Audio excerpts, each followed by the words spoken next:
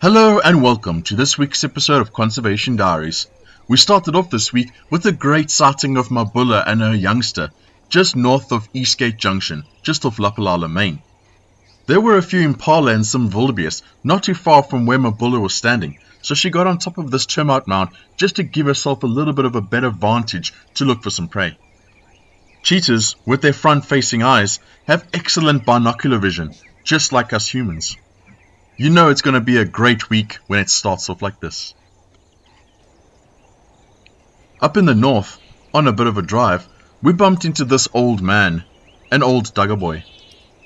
He clearly didn't want to hang around, as we arrived, he viciously shook his head and departed.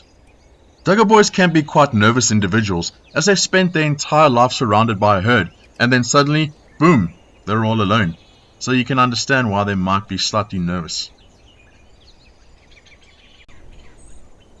Unexpectedly, we ran into one of LF4's youngsters coming down School Hill.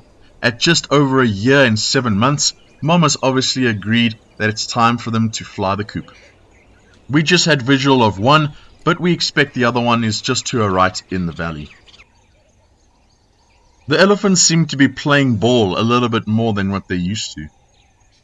We had visual of this male, along with the herd, in an area called Acacia Plains over this past week. Elephants have often been known as subsistence farmers. What they'll do is they'll fell a tree and then give it a couple of months. During this time, some nice green grass is growing through the branches and thorns. The elephant will then come through, pick up the branch and eat quite happily, being the only animal with the power necessary to do that. It seems to be a great time for new additions to Lapalala, as we are very happy to announce that one of our elephant herds has welcomed a new little calf. At between 3 weeks old to a month, this little calf is still learning how to use its trunk as well as where to place its feet. This becomes evident where young calves tend to have a tendency of flinging their trunk around like a helicopter. A little known fact, when a young elephant calf is born, it weighs around 100 kilograms. Talk about a big bundle. Hopewell has been quite adventurous with the cubs of late, taking them around the reserve. Quite recently, she made a kill on an impala just in front of Tinswallow. It was clear that not only Hopewell, but the cubs as well, had not fed for quite a while, as they wasted no time in attacking this little impala. These young little honey badger lookalike cubs have reached an age now where they're in a transition phase between milk and solid meat. The environment is like a classroom for these young cubs, and watching Mom hunt would have been great training. 2 days ago, we were very fortunate enough to find 3 elephant bulls hanging around together in the Bukia area.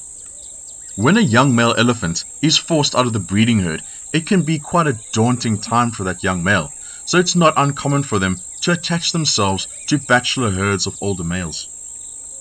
As I mentioned, there are 3 bulls in this area. Now this is not a permanent setup, but rather one that will be temporary, where the 3 males would hang around together for a couple of days, but then ultimately go their separate ways.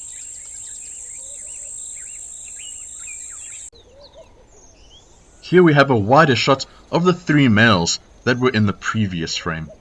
Elephants spend roughly about 75%, or between 18 to 19 hours of their day feeding. So while the dominant bull waits for one of the females to come into her estrus cycle, he's more than happy to hang out with some males and eat a bulk quantity of food.